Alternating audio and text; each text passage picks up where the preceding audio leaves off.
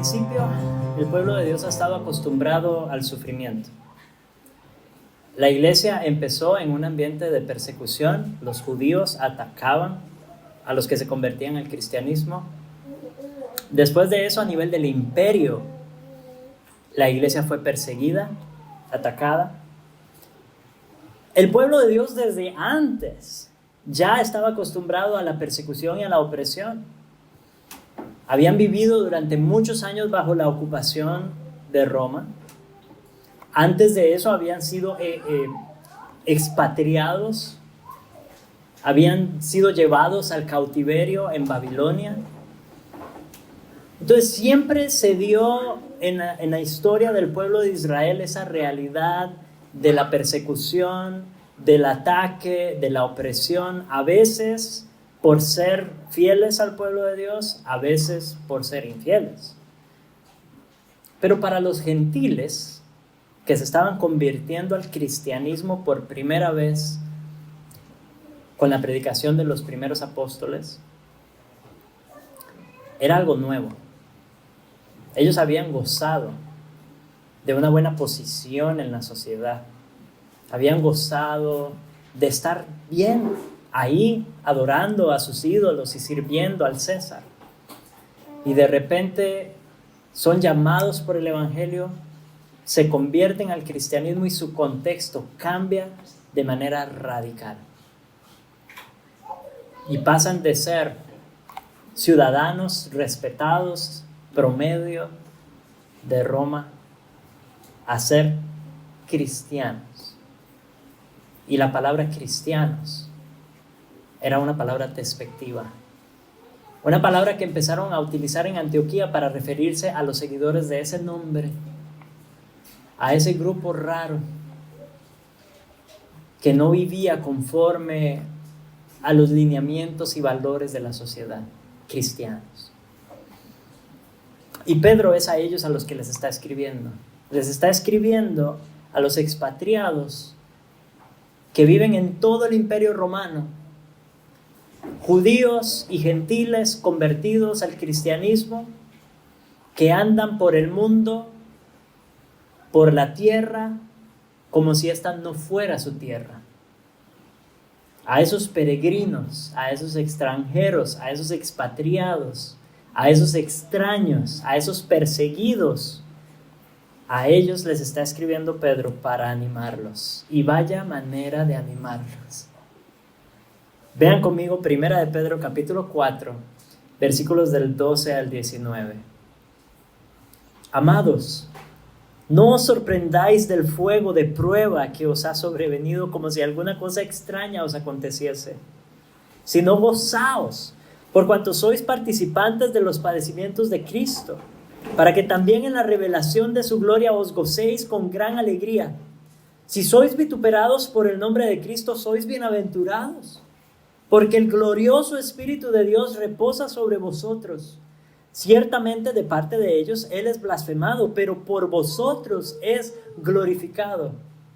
Así que ninguno de vosotros padezca como homicida, o ladrón, o malhechor, o por entrometerse en lo ajeno. Pero si alguno padece como cristiano, no se avergüence, sino glorifique a Dios por él. Porque es tiempo de que el juicio comience por la casa de Dios. Y si primero comienza por nosotros, ¿cuál será el fin de aquellos que no obedecen el Evangelio de Dios?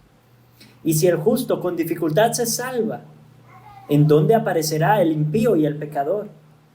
De modo que los que padecen según la voluntad de Dios, encomienden sus almas al fiel Creador y hagan el bien. Oremos. Dios bueno, no nos podemos identificar 100% con el contexto de estos expatriados que estaban sufriendo persecución abierta y fuerte en su contra. Nosotros no estamos sufriendo a ese nivel, no hemos llegado a derramar sangre, no hemos perdido familiares o amigos por la fe. No nos hemos visto privados de libertad, apedreados, castigados, encarcelados por nuestra fe.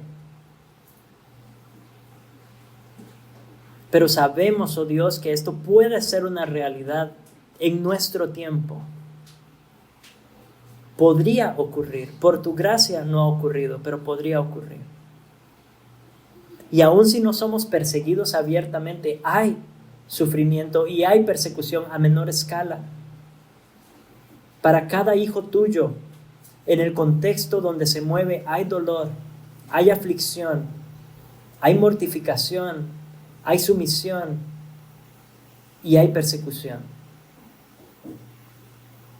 Y queremos rogarte que esta palabra que fue viva y necesaria para ese pueblo en ese momento, sea también viva para cada uno de nosotros en nuestros contextos, en nuestras luchas, en nuestro sufrimiento. Danos la perspectiva correcta. Afina nuestros corazones. Y Espíritu Santo, haz la obra que has prometido hacer en cada uno de nosotros, conforme a la palabra que tú mismo has inspirado. Obra en nosotros, te lo pedimos. Por Jesucristo. Amén y amén. Vamos a ver 3 cosas que produce el sufrimiento cristiano. La primera, y un poco contradictoria, tal vez un poco contraintuitiva, y tal vez no sería la primera respuesta que daríamos, es que el sufrimiento cristiano produce gozo, o debería producir gozo. Amados, no os sorprendáis del fuego de prueba que os ha sobrevenido, como si alguna cosa extraña os aconteciese. Pedro de nuevo desciende y se identifica con el pueblo a que le está escribiendo y les habla con cariño. Hemos visto este término en Juan. Constantemente Juan utilizaba amados, hijitos, ¿verdad? Y ahora Pedro está teniendo ese mismo corazón pastoral para con el montón de gente a la que le está dirigiendo esta carta, muchos que él mismo ni siquiera conocía, y les está diciendo: amados, no se sorprendan, no se extrañen, cuando les toque sufrir, no se extrañen por el fuego por el fuego de la prueba que puede sobrevenirles. No se sorprendan porque existe una antítesis en el mundo. Existe una antítesis. El pueblo de Dios y el pueblo de Satanás, los hijos de Dios y los hijos del diablo, los valores de los cristianos y los valores de este mundo. El trigo y la cizaña. No somos iguales, no deberíamos ser iguales. Hay una antítesis y de esa antítesis nace esta prueba, este fuego. Nace de esa diferencia irreconciliable que existe entre el pueblo de Dios y los que no pertenecen al pueblo de Dios.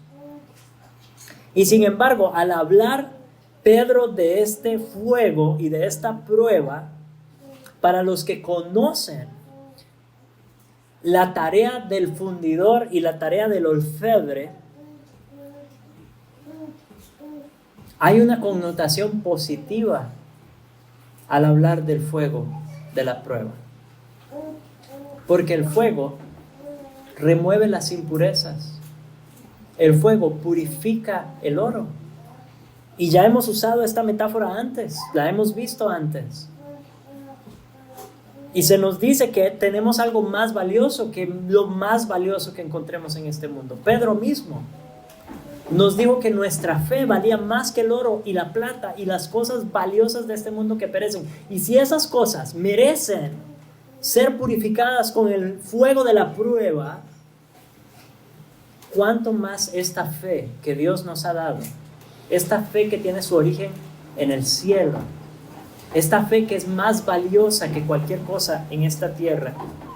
Debe ser probada, debe ser refinada. Así que no es una cosa extraña. No es una cosa que deba sorprendernos. Porque por un lado, la antítesis lo promueve y por otro lado, nuestro Dios soberano lo ordena. No nos escandalicemos, no nos sorprendamos, no nos extrañemos, no cuestionemos la providencia de Dios al hacernos atravesar el fuego de la prueba. No nos enojemos cuando no interviene a nuestro favor para salvarnos de nuestros enemigos y de las dificultades a nuestro alrededor. ¿Cuántos cristianos terminaron ofreciendo sus vidas por la fe? Como dije en la oración, nosotros no hemos derramado una gota de sangre. Y si el Señor no alivia nuestra carga, si el Señor no alivia nuestra prueba, si el Señor mantiene vivo ese fuego de la prueba y de la dificultad, no debe ser razón para nosotros reclamar. Porque Él, en su providencia, está haciendo algo bueno. Él está cumpliendo propósitos gloriosos. El propósito de su gloria. Se está glorificando a sí mismo al purificar nuestra fe. Y la pureza de nuestra fe en sí misma le lleva a Él mayor gloria. Se trata de Él.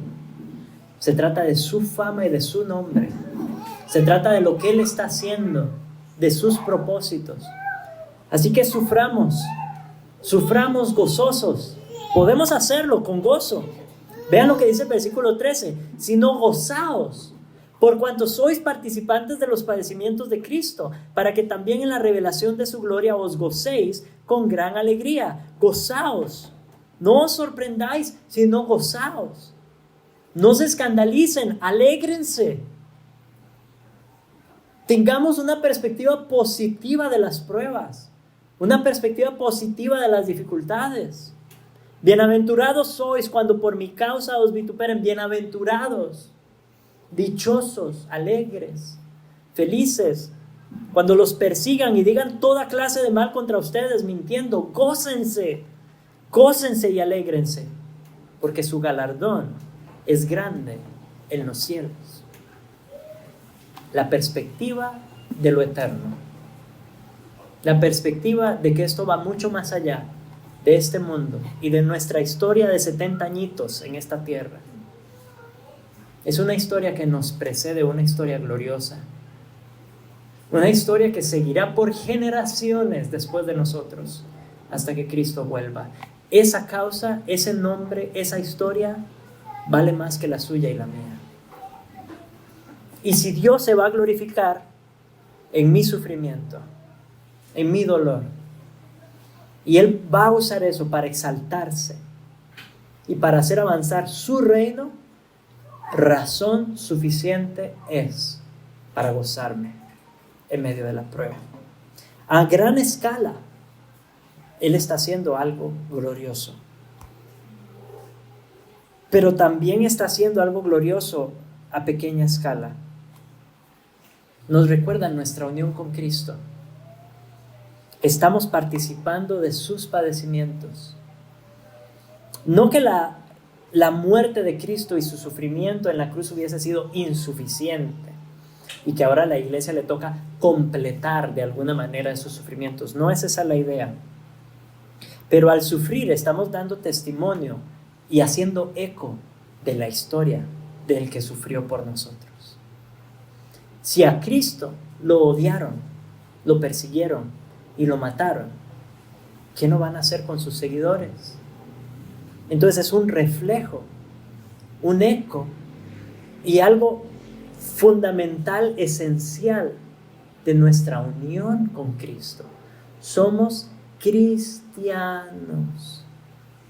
Y si ese nombre fue causa de vergüenza en otro tiempo, si ese nombre les fue impuesto a los creyentes como burla y como un insulto, nosotros hoy lo llevamos con orgullo.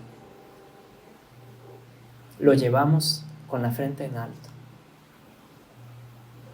Y si nos toca sufrir por ese nombre, sufrimos.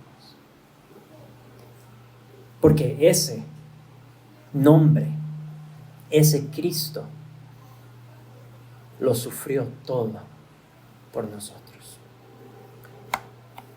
Así que alegrémonos. Nuestro sumo sacerdote está unido a nosotros en ese sufrimiento y también sabemos, por lo que nos dice Hebreos, que a raíz de ese sufrimiento nos entiende también. que no es un sumo sacerdote distante y ajeno a nuestro dolor y nuestro padecimiento aquí en la tierra. No, Él lo vivió. Sabe exactamente por lo que estamos pasando. Él padeció todas nuestras debilidades sin pecado, para que también en la revelación de su gloria os gocéis con gran alegría, porque Cristo regresará. Ese Cristo cuyo nombre hoy portamos, ese Cristo que sufrió y cuya historia repetimos en nuestra vida, Él va a volver y volverá en victoria, y su victoria es también nuestra victoria. Y si pensar en eso no produce gozo, no sé qué lo podría hacer. Si sois vituperados por el nombre de Cristo, sois bienaventurados, dice Pedro en el versículo 14. Y nos da otra razón más, porque el glorioso Espíritu de Dios reposa sobre vosotros. Ciertamente de parte de ellos Él es blasfemado, de parte de los incrédulos, de los que vituperan, pero por vosotros, ese Cristo y ese Espíritu de Cristo es glorificado. Cuando los insultan, porque eso va a ser lo primero, empezará con insultos. No sabemos hasta dónde va a escalar, pero empezará con insultos.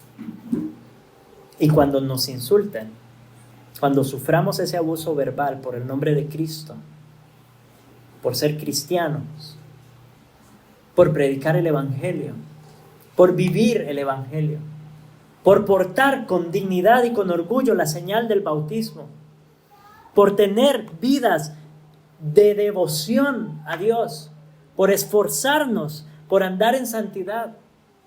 Cuando nos insulten por eso, dichosos. Cuando nos insulten por eso, bienaventurados. Porque eso significa que el glorioso Espíritu de Dios reposa en ustedes. Si sufrimos por el nombre de Cristo, es porque el Espíritu de Cristo está en nosotros. Es porque el Espíritu de Dios está haciendo algo en nosotros que nos hace dignos de sufrir. Si el Espíritu Santo no estuviera haciendo nada en nuestras vidas, no estaría produciendo ningún fruto en nosotros digno de ser insultado. Pero cuando somos insultados por las razones correctas, podemos alegrarnos porque significa que Dios, por su Espíritu, está haciendo algo en nosotros. Somos dichosos. Si hay fruto en nuestra vida digno de insulto por parte de los incrédulos, somos dichosos. Porque ellos quieren blasfemar el nombre de Cristo. Ellos quieren blasfemar al Espíritu de Cristo. Pero en nosotros, esa vida de fruto evidente y abundante, lo que hace es glorificarlo. Nosotros queremos vivir para su gloria. Y crecemos en una vida que le glorifica. Y al llevarle gloria, si es necesario, seremos insultados. ¿Somos conscientes de la realidad de esa antítesis? Estoy seguro de que si observamos, la hemos experimentado todos. En casa, con nuestros familiares incrédulos, en la comunidad, en los valores de la sociedad a nuestro alrededor, en las corrientes políticas y los movimientos ideológicos que vemos a nuestro alrededor. Si usted no se ha dado cuenta de la antítesis, quizás sea porque usted no está viviendo conforme a los valores del reino y no está notando la diferencia. Pero sí la hay. Y como dije en el principio, una diferencia irreconciliable. Pero cuando sí la estemos viviendo y cuando estemos sufriendo, demos gracias a Dios por esas pruebas. Demos gracias a Dios por ese sufrimiento. Demos gracias a Dios porque no estamos sufriendo solos. Demos gracias a Dios porque Jesucristo anticipó ese sufrimiento, porque estamos unidos a Él y Él en efecto sufre con nosotros hoy, porque somos su cuerpo. Él llora nuestro llanto, sufre nuestras tristezas y está llevando cuentas de cada lágrima que derramamos para enjugarlas en gloria. No estamos solos. Pero también significa que entre nosotros debemos identificarnos con los que sufren por Cristo. Si bien aquí en Costa Rica no estamos sufriendo persecución abierta, hay países donde hoy hermanos y hermanas están entregando sus vidas por el Evangelio de Jesucristo, viviendo realidades que nosotros ni imaginamos. Estamos muy cómodos. Lo menos que podemos hacer por ellos es orar. Clamemos a Dios por la iglesia que hoy sufre persecución. Lloremos con los que lloran. Suframos con los que sufren. Somos un cuerpo en Cristo. Y a menor escala, aquí entre nosotros compartamos nuestras luchas. Tampoco es indigno, es la providencia de Dios que no estemos sufriendo persecución abierta, es su providencia. Pero hay otro tipo de pruebas y dificultades, otro tipo de lucha y sufrimiento. Suframos juntos, lloremos juntos. Nuestro Señor Jesucristo nos ha dado ejemplo de eso, pero hagamos todo esto con la mirada puesta en la gloria, porque Él regresará y podemos gozarnos por eso en medio del dolor. Y recordémonos eso los unos a los otros cuando sea necesario. Pero hay otro tipo de sufrimiento que podría ocurrir que no debería ocurrir en la vida del creyente. Porque hay un sufrimiento que produce alabanza, que eso es lo segundo, pero podría no producir alabanza. Ninguno de vosotros padezca como homicida, o como ladrón o malhechor, o por entremeterse en lo ajeno. Que no sea por participar en actividades criminales que estemos sufriendo. El gobierno civil está para castigar al malhechor. Ser homicida, ser ladrón, eso conlleva un sufrimiento que no es digno del creyente. Y tal vez no lleguemos a ese nivel, pero si estamos haciendo cosas indebidas, si estamos siendo irresponsables y malos ejemplos, malos ciudadanos, si no estamos mostrando amor como deberíamos, si estamos dando un mal ejemplo en nuestro trabajo, y por eso nos están insultando y regañando y nos sentimos perseguidos, esa no es la persecución cristiana. No diga que está sufriendo por el nombre de Cristo. Si lo despidieron por irresponsable, porque no cumplió con sus labores, eso no es sufrimiento cristiano. No nos confundamos, no seamos malhechores. El cristiano debe llevar una vida ejemplar. Debe honrar la vida, respetar la propiedad privada. Debe hacer el bien, debe ser un ciudadano de bien. Y el otro ejemplo que pones por entrometerse en lo ajeno, esa es una palabra de difícil traducción porque aparece una sola vez en la Biblia y es aquí. Entonces es bien difícil entender a qué se refiere. Literalmente significa ser supervisor de otros. Ya ustedes se pueden imaginar por dónde va la cosa, ¿verdad? Puede ser un sentido de ser metiche o chismoso, una persona controladora, esa puede ser la idea. El que interfiere en las vidas de los demás, quebrando la armonía y la paz que puede existir en la iglesia o fuera de la iglesia. O también puede ser aquel que se mete en la vida del impío para criticar y juzgar y atacar, en lugar de llevar el evangelio con amor. Puede ser cualquiera de estos dos sentidos. Pero si alguno padece como cristiano, entonces no se avergüence. Eso otro sí debería darle vergüenza. Lo demás, sí, avergüéncese de eso. Pero si es por ser cristiano, entonces no se avergüence, glorifique a Dios por ello. Sufrir como seguidor de Cristo, eso es otra cosa. Este término cristiano aparece solo 3 veces en el Nuevo Testamento. Curiosamente, ¿verdad? Porque nosotros estamos súper acostumbrados a usarlo. Pero en el Nuevo Testamento solo aparece 3 veces. Y siempre, recordemos esto, que nació en un contexto de burla. Nació en un contexto de persecución. Tal vez eso nos ayude a entender bien nuestro origen. Y cuando tengamos que enfrentar la prueba y la dificultad, tal vez no nos escandalice tanto. Pero el punto es que por ser cristiano, y si sufrimos por eso, no nos avergoncemos. El mundo nos avergonzará. Ellos intentarán burlarse y tratarnos con desprecio, ¿verdad?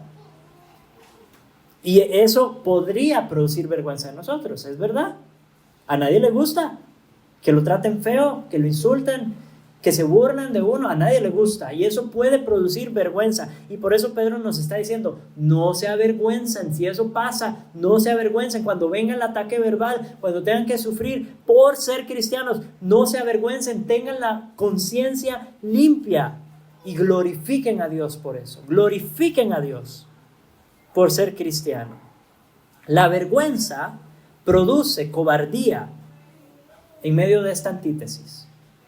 Y no la vamos a vivir. Si nos da temor lo que digan los demás y estamos avergonzados del nombre de Cristo porque nos van a insultar, nos van a tratar mal, no vamos a vivir la diferencia. No se va a notar que somos cristianos. Vamos a vivir como los demás. Pero si tenemos una mentalidad de alabanza, de glorificar a Dios por ello, entonces esa alabanza va a producir en nosotros valor para vivir la diferencia. Valor. ¿Por qué? Porque entonces no me va a importar que digan lo que digan. Si mi gloria es Cristo, si la única aprobación que a mí me interesa es la de Dios, yo el que no quiero que se avergüence de mí es Cristo. Los demás, avergüéncense, no me importa. Es la gloria de Cristo, es su nombre lo que me interesa o lo que debería interesarme. Y entonces viviré en la antítesis, en todo su esplendor. Le guste a quien le gusta, se enoje quien se enoje.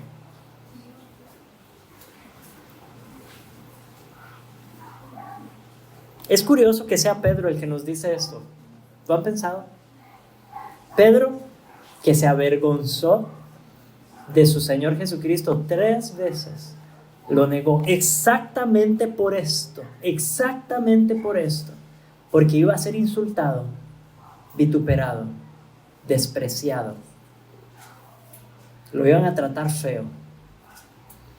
Entonces él prefirió negar a Cristo antes que exponerse a la vergüenza pública de ser seguidor de ese que en ese momento estaba siendo interrogado, juzgado y a punto de ser crucificado, o sea, de sufrir la muerte más humillante y despreciable. Yo no quiero asociarme con él. Y Pedro valoró más su propio nombre. Pero ese mismo Pedro en Hechos predica el sermón más poderoso, sin vergüenza, sin temor alguno a lo que dijeran los demás, exponiéndose ante judíos y gentiles y exaltando con cada palabra el nombre de ese Cristo que había muerto por él. Y luego este mismo Pedro dio su vida por el Evangelio. Y nos cuenta la tradición que murió de manera muy similar a la de su Salvador. ¿Cómo es conocido usted? ¿Cómo va a ser recordado? ¿Cuál es el nombre que lleva a flor de piel? ¿Cristiano? ¿O es conocido como el chismoso, el mal hablado, el vulgar, el chichoso, el mentiroso, el hipócrita, el peleón, el criminal, el malhechor, el odioso? Si es así, eso debería darnos vergüenza. ¿Está en boca de todos por vivir cristianamente o por ser una contradicción con pies? Una contradicción andante. ¿Es su vida una vida que lleva alabanza a Dios o que produce vergüenza?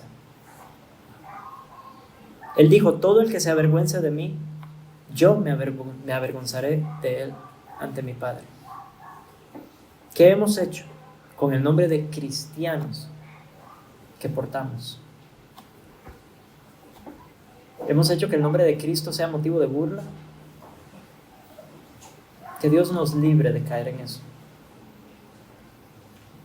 Por ser respetables ante la sociedad, hemos deshonrado el nombre de Cristo. Tenemos una seguridad en medio del sufrimiento. Primera de Pedro 4:17. Es tiempo de que el juicio comience por la casa de Dios. Y si primero comienza por nosotros, ¿cuál será el fin de aquellos que no obedecen el Evangelio de Dios? El proceso de sufrimiento y de purificación cristiano, ya hablamos de eso, es el primer sufrimiento que enfrentamos. Porque antes de ser atacados y vituperados y avergonzados por todos a nuestro alrededor, primero tenemos que morir a nosotros mismos, y eso es doloroso. Eso es difícil. Eso es fuerte. Ese proceso de santificación no es jugando. Pero Él ha prometido encargarse de que nuestras ofrendas a Dios sean agradables. Y si sufrir hace salir el pecado a la luz, y si sufrir hace que nos acerquemos más a Cristo, de nuevo, motivo de gozo. Gloria a Dios por eso. ¿Cuál será el fin de aquellos que no obedecen el Evangelio? El fuego castigador de Dios. Nosotros hoy estamos experimentando el fuego purificador de Dios. Y es curioso porque en la misma prueba, el incrédulo y el creyente tienen experiencias muy diferentes. En la dificultad, en la tribulación, en la aflicción, en los desastres, en las epidemias, en las pandemias, tenemos sufrimientos diferentes. Sufrimos lo mismo, pero lo entendemos diferente. Si el justo con dificultad se salva, ¿en dónde aparecerá el impío y el pecador? ¿A qué se refiere con esto de que el justo se salva con dificultad? No está poniendo en tela de duda nuestra salvación final. No quiero que entendamos eso. Sería contrario al resto del testimonio de las Escrituras. No es eso. Se refiere a la dificultad del camino cristiano. Se refiere a que la puerta es estrecha y el camino es angosto, y son pocos los que hallan esa puerta y caminan por ahí. Son pocos los que siguen el camino cristiano. ¿Han leído El progreso del peregrino? No era un sendero de flores. Era un camino de pruebas y dificultad. Un camino pedregoso. Un camino en pendientes. Y de hecho, el evangelista le dice al cristiano desde el principio, el camino siempre va a ser claro.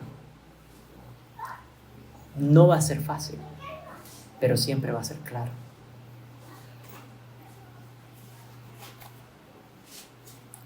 Es difícil andar como cristiano. Es difícil, porque esa purificación y ese sufrimiento se dan de este lado del cielo. Por eso es difícil. Pero es peor para el impío y para el pecador, que terminarán